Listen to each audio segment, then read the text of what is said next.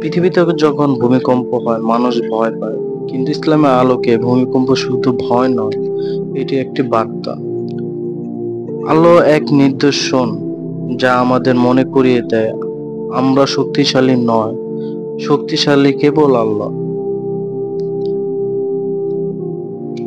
আল্লাহ বলেন, আমি তোমাদের পরীক্ষা করব ভয়, ক্ষুধা, সম্পদ ও জীবনের ক্ষতিতে।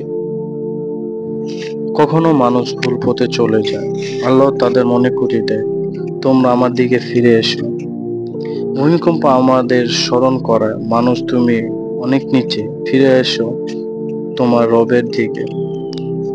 সমুদ্র, আকাশ, পাহাড়, পৃথিবী সবই আল্লাহর নিয়ন্ত্রণে। ভূমিকম্প হলো সেই নিয়ন্ত্রণের ছোট একটি ইশারা। ভূমিকম্প আমাদের ভয় দেখানোর জন্য নয়, এটা একটি বার্তা। নিজেকে ঠিক করো, আল্লাহর দিকে ফিরে এসো, কারণ জীবন ক্ষণিকের আর মৃত্যু নিশ্চয়।